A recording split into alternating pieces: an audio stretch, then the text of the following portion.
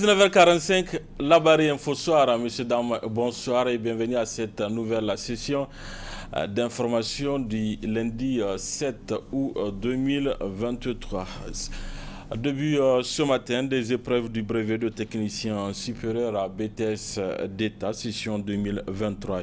Ils sont plus de 4000 candidats, toutes filières confondues, à subir les épreuves de cet examen au niveau national et 344 candidats au niveau du jury 12 du centre de Niamey. Nafissatou Yahya et Nasser Seydou. Ils sont au total 344 candidats, dont 38 filles, à composer les épreuves de l'examen du brevet de technicien supérieur BTS d'État dans le jury 12 du centre de Niamey.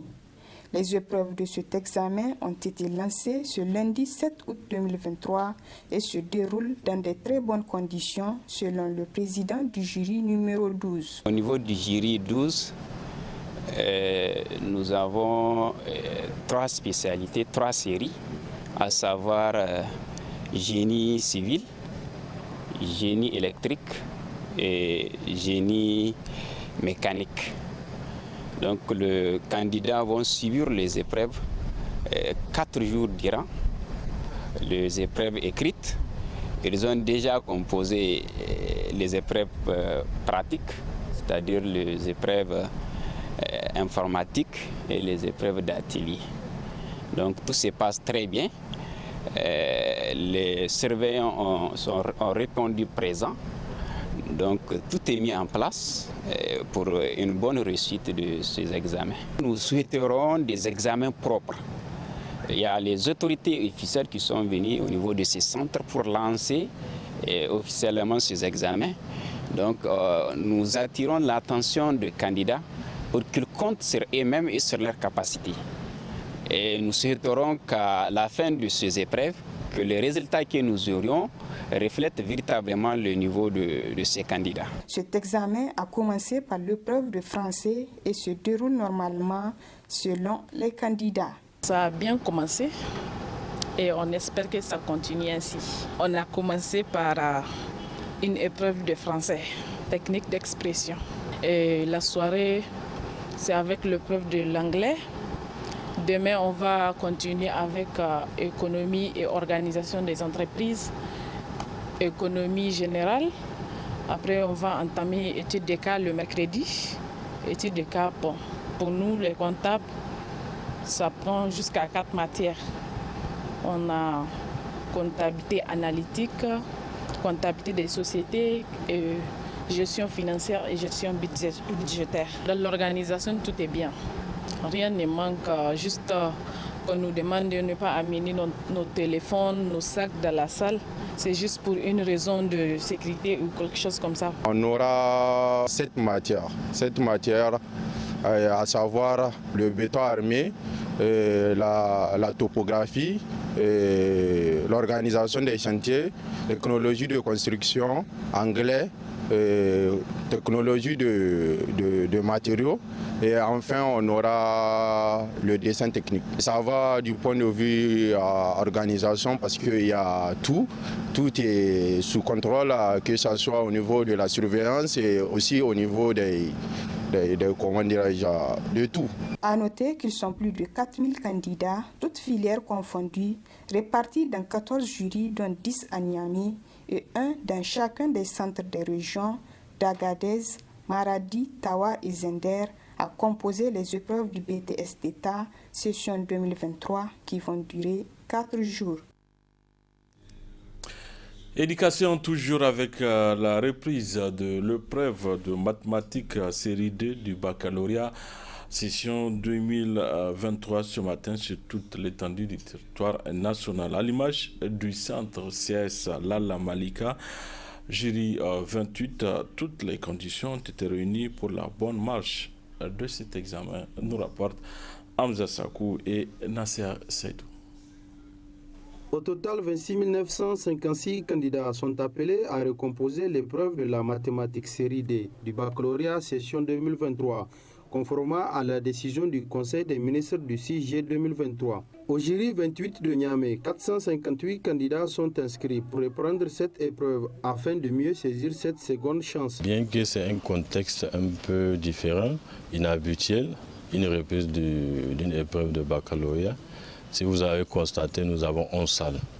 Donc l'effectif est de 458 étudiants. C'est comme si on est en train de reprendre les épreuves du premier groupe.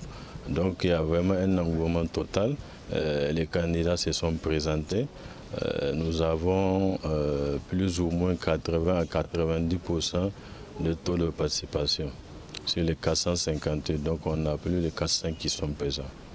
Et par rapport aux surveillances, à la secrétariat, il n'y a pas de problème. Parce que c'est des soucis qu'on avait réglés depuis le week-end, depuis le samedi, dimanche, on était là-dessus. Donc on a pu mobiliser tous les surveillants et puis les membres du secrétariat. Donc il n'y a pas de soucis. Et sur le plan logistique non plus, parce que nous avons fait la préparation ce week-end. Donc en somme, vraiment il n'y a aucun souci, tout se déroule correctement. Pour leur part, les candidats dans leur majorité apprécient l'initiative. Cette épreuve elle est plus abordable que la première épreuve de mathématiques. Je pense que ça sera supérieur, sûrement même, à la première note. Je trouvais que c'est une bonne idée, c'était une opportunité offerte surtout à tous les candidats et plus à ceux qui étaient refusés au premier tour. Donc, je pense que c'est une opportunité pour nous et même pour ceux qui sont admis pour une mention plus meilleure que la première. Ça a été un peu abordable vraiment par rapport au premier sujet. C'est même pas à comparer, vraiment. Premièrement, je vois ça que c'est un truc vraiment irréfléchi. Mais en fin de compte, que je vois que vraiment, c'est pas ce que je pense. Vraiment. Ça va, parce que ça va beaucoup aider les gens. Une fois que tu n'as pas pu décrocher ton bac, maintenant, si tu reprends, vraiment, une fois que tu arrives à trouver la moyenne qu'on veut, là, tu es sauvé. C'était pas difficile, vraiment. Cette fois-ci, ça a été très facile, plus que l'autre même. Le fait que j'ai repris ça, vraiment, c'est bien. C'est bon. Puisque ça va avantager certains autres nous. C'est ça que moi, je trouve. Rappelons que les épreuves écrites du baccalauréat session 2023 se sont déroulées du 19 juin au 2 juillet. Avec 92 956 candidats inscrits, dont 22 660 ont été déclarés admis pour un taux de réussite de 25,23%. Un résultat en baisse par rapport à celui de l'année 2022, amenant ainsi donc les autorités à décider de la reprise de l'épreuve de la mathématique de la série D, où des erreurs graves ont été décelées dans la formulation de l'épreuve. L'église Assemblée de Dieu de Yantala a servi de cadre hier à une prière collective sur l'initiative de l'association des missions et églises évangéliques. La prière est suivie d'une déclaration de soutien au CNSP. Le résumé avec Adam Ousmana. C'est dans la communion de cœur et d'esprit que les fidèles membres de l'association des missions et églises évangéliques du Niger se retrouvent par la présente pour prier afin que le Seigneur descende sa miséricorde sur le Niger et son peuple. Les leaders des églises évangéliques de la place ont par la même occasion fait une analyse approfondie de la situation sociopolitique du pays assortie d'une déclaration de soutien. Nous exprimons notre tristesse et notre profonde consternation à raison des effets négatifs des sanctions sur les populations pauvres du Niger en cette saison hivernale. Nous appelons toutes les parties prenantes à trouver des voies et moyens pacifiques pour une sortie de crise honorable pour tous. Nous désapprouvons toute utilisation de la violence contre le moyen comme moyen de règlement de conflits. Nous appelons les chefs d'État membres de la CEDEAO à reconsidérer leurs sanctions contre le Niger. En cas d'agression extérieure, que le peuple du Niger tout entier soit uni et solidaire. Demandons aux forces demandons au peuple nigérien de bannir toute forme de violence et d'inscrire toutes ces actions dans la légalité. Enfin, dans les circonstances graves qui sont les nôtres, appelons le peuple à se tenir debout comme un seul homme. L'honneur et la sauvegarde de la patrie menacée dans ses fondements existentiels. Ces leaders religieux n'ont pas manqué de lancer un appel à l'ensemble des chrétiens du Niger. Appelons tous les chrétiens à plier leurs genoux dans la prière devant Dieu, afin qu'il intervienne en faveur de notre chère nation, le Niger. Engageons chaque chrétien et chaque chrétienne à observer un jeûne de 10 jours en faveur de notre chère nation et chère patrie, le Niger. Quand le peuple se tient debout, dans la dignité et la justice, Dieu l'accompagne. Que Dieu bénisse le Niger, que Dieu bénisse son peuple. Amen. Ainsi, pour joindre l'acte à la parole, les membres des églises évangéliques de la République du Niger ont longuement prié pour le pays et ses nouveaux dirigeants. La mobilisation de soutien au Conseil national pour la sauvegarde de la patrie, CNSP, se multiplie. Hier, dimanche 6 août 2023, ce sont les personnes handicapées qui se sont retrouvées au rond-point Escadrille de Niamey pour accompagner le comité de veille dans son action. Hassan Saleh Mustafa, Nasser Sedou. Les Nigériens, sans exception, et sur toute l'étendue du territoire national, continuent à apporter leur soutien au Conseil national pour la sauvegarde de la patrie CNSP. Ici à Niamey, ce sont les personnes handicapées qui sont aussi rentrées dans la danse. Malgré leur situation de handicap, ces personnes ont décidé de veiller à la défense de la patrie en prenant d'assaut les ronds-points de Niamey pour appuyer le comité de veille. C'est l'exemple ici au rond-point Escadrille. Je suis fier d'être nigérien. Il y a une solidarité qui se dégage par rapport à cette agression des forces extérieures et surtout, j'allais dire, d'une force impérialiste contre le Niger. Et vous avez vu cette solidarité qui se dégage à travers effectivement le soutien des brigades de veille citoyens. Et vous avez vu que le comité des volontaires pour la cohésion nationale qui est en train de faire le tour des checkpoints pour distribuer des kits alimentaires, on ne peut que les remercier. Et c'est comme ça la solidarité. Et que chacun arrive effectivement à donner un peu de soi et le Niger sera sauvé. Et je profite du micro aussi pour dire une chose, parce que j'ai suivi le communiqué du Conseil national pour la sauvegarde de la patrie par rapport à l'agression qui se prépare contre notre pays. Et c'est imminent.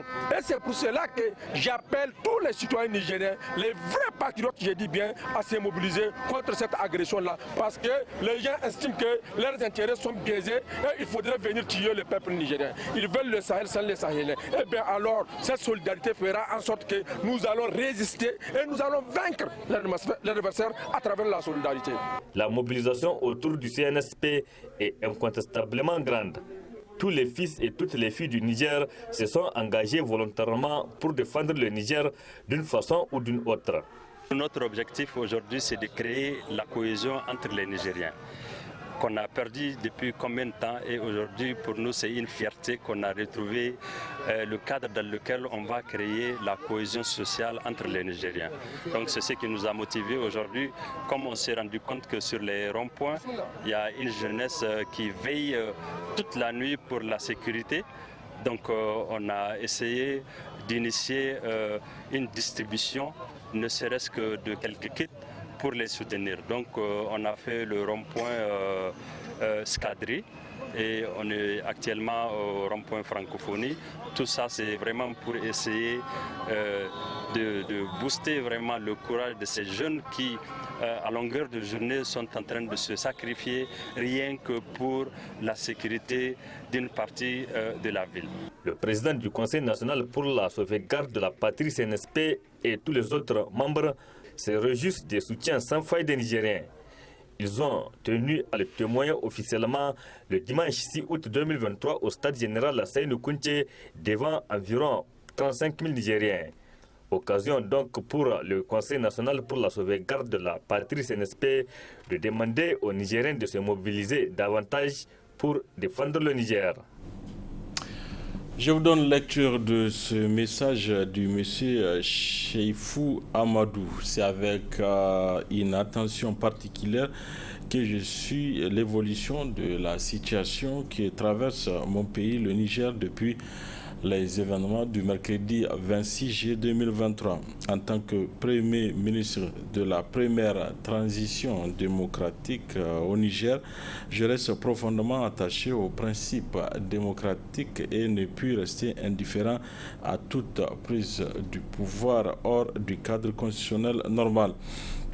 Mais au-delà de toute autre considération, il s'agit aujourd'hui du sort et de la sauvegarde de notre patrie. Aujourd'hui, plus que jamais, l'union et l'unité de notre peuple ami, qu'un dialogue constructif entre les différents acteurs sont indispensables pour faire face à la situation tragique que nous connaissons. Je prends donc acte de la création du Conseil national pour la sauvegarde de la patrie, CNSP. Le Niger a besoin du concours effectif de toutes ses filles et tous ses fils pour traverser cette période d'incertitude, faire face à son destin et affronter tous les défis du moment pour un Niger de paix, vivre libre, fort et uni, pour reprendre les termes de notre hymne national. Je voudrais lancer les appels que voici. À l'endroit du CNSP pour qu'il crée les conditions d'une transition apaisée et inclusive qui permettra un retour à l'ordre constitutionnel normal dans les meilleurs délais possibles et dans l'intérêt supérieur de la nation, qu'il préserve l'intégrité physique et la sécurité du président Mohamed Bazoum et de sa famille, qu'il consolide les bases institutionnelles en vue d'assurer une stabilité globale durable pour notre pays. Au peuple nigérien de comprendre que les événements politiques survenus le 26 juillet 2023 ne doivent en aucun cas prétexte altérer notre cohésion nationale et notre riche diversité. J'appelle les Nigériens de tous bords, militaires comme civils, à la retenue, à la tolérance, mais surtout à l'unité, afin que le Niger, pays qui nous réunit, reste et demeure un havre de concorde et de paix tant en vue dans notre région. À la CEDEAO et à l'IMOA de suspendre immédiatement les sanctions illégales et inhumaines imposées à notre peuple déjà meurtri par la pauvreté et l'insécurité, tout particulièrement en cette veille de fin de l'ultimatum de la CEDEAO. Je mets en garde contre toute attaque militaire étrangère à l'égard de notre pays et de son peuple, et que du reste aucun texte légal ne justifie et qui inévitablement va entraîner des souffrances dévastatrices de grande envergure pour notre population de la CEDEAO et même au-delà. À l'endroit des organisations internationales, en particulier l'OIA et les Nations Unies, d'appeler la CEDEAO à la raison contre ces vérités d'attaques destructives et injustifiées sur le Niger. J'en appelle au CNSP de tout mettre en œuvre pour qu'en dépit de toutes les menaces et les sanctions, le Niger reste debout et trouve la solution à ses problèmes à travers ses propres compétences dont il regorge, notamment en appelant à l'unité et à la création d'un cadre de médiation nationale. Que ces sanctions soient le tremplin pour que le peuple et les élites politiques du pays prennent leur destin en main afin de s'auto-suffire. Enfin, quoi qu'il en soit, notre refuge en tant que communauté de croyants demeure à la prière pour notre sécurité, notre dignité, notre foi, nos valeurs, notre pays. Prions Dieu partout, dans toutes les situations, qu'il nous préserve notre pays de tout mal. Depuis 30 ans, le Niger est à la recherche de son modèle démocratique. Puisse-t-il enfin le trouver dans un nouvel élan d'union de ses fils qui place toutes nos valeurs sous le signe de Dieu. Que Dieu garde le Niger et son peuple. Fait à Niamey le 5 août 2023. Cheifou Amadou, ancien Premier ministre de la première transition démocratique du Niger. Du sport pour clore cette édition, fin dimanche soir à l'Académie des arts martiaux du championnat du taekwondo organisé du 5 au 6 août 2023 par le district communal du 1er arrondissement de la ville de Niamey. Plus de 250 athlètes, dames et messieurs de cette entité administrative ont pris part à cette compétition et au finish, c'est le district communal Niamey 1 qui a gagné car les objectifs sont atteints. Hassan Saleh Mustafa, Ibrahim Aoudou.